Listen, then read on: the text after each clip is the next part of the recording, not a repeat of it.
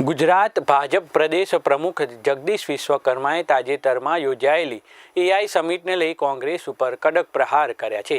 તેમણે જણાવ્યું કે દેશમાં હાલ એનડીએનું શાસન છે અને પ્રધાનમંત્રી દ્વારા વિકસિત ભારત 2047નું સ્વપ્ન સાકાર કરવાની દિશામાં કાર્ય થઈ રહ્યું છે। વિશ્વકર્માએ જણાવ્યું કે દિલ્હીમાં યોજાયેલી એઆઈ સમિટમાં વિશ્વના અનેક દેશો અને વૈશ્વિક નેતાઓ જોડાયા હતા, જે ભારતની વધતી આંતરરાષ્ટ્રીય પ્રતિષ્ઠાનો પુરાવો છે। પરંતુ યુથ કોંગ્રેસના કેટલાક નેતાઓએ સમિટ દરમિયાન કરેલા વર્તનથી દેશની છબી ઉપર અસર પહોંચાડવાનો પ્રયાસ કર્યો હોવાનું તેમણે આક્ષેપ કર્યો છે।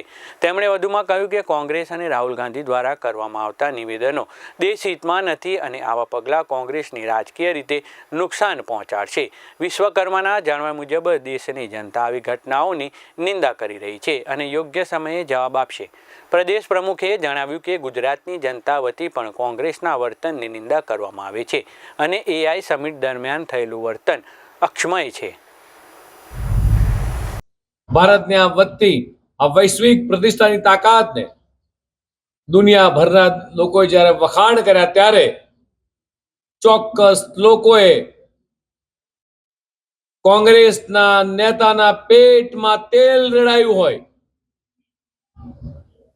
પાકિસ્તાન હોય કે ચાઇના હોય, કદાચ એમને આ એઆઈ સમિટ ના ગમી હોય એટલે કોના ઈશારે આ કોંગ્રેસ યુથ દ્વારા જે રીતે કાલે આખા દેશના 140 કરોડ લોકોને શરમ નથી માથું ઝુકાવવું પડે તે પરિસ્થિતિમાં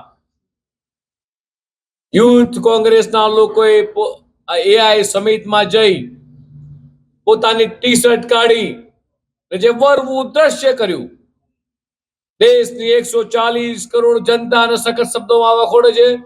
દેશના કેટલાય સામાજિક સંસ્થાઓ, એનજીઓ, ઇન્ડસ્ટ્રીઝના મિત્રો આ કોંગ્રેસ પોતાની કબર જાતે ખોદી રહી છે। રાહુલ ગાંધી, તમે સાંભળી લો, આ તમે તમારી કબર જાતે ખોદી રહી છે દિશામાં જ્યારે કોંગ્રેસ આગળ વધી રહી છે ત્યારે કદાચ બાકી રહી જતું હતું સમગ્ર ભારતના તમામ એનજીઓ, મોટી ઇન્ડસ્ટ્રીઝો, સામાજિક સંસ્થાઓ આગળ આવીને નિંદા કરી ત્યારે આજે યુથ કોંગ્રેસ દ્વારા આ દેશને આઝાદી અપાવવામાં જેનો મહત્વપૂર્ણ ફાળો રહ્યો છે તેવા પરમ પૂજ્ય મહાત્મા ગાંધીજી, ચંદ્રશેખર આઝાદ, આવા રાષ્ટ્રભક્તોના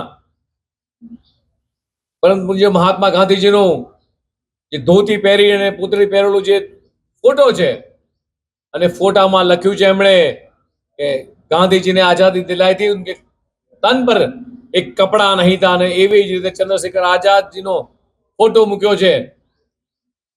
આ કોંગ્રેસની માનસિકતા છતી કરે છે કે જે રાષ્ટ્રવાદી નેતાઓએ દેશને આઝાદ કરાયો હતો એમને પણ છોડતા નથી। આ કોંગ્રેસ અને કોંગ્રેસના નેતા રાહુલ ગાંધી આ એમની પોતાની કબર ખોદી રહ્યા છે।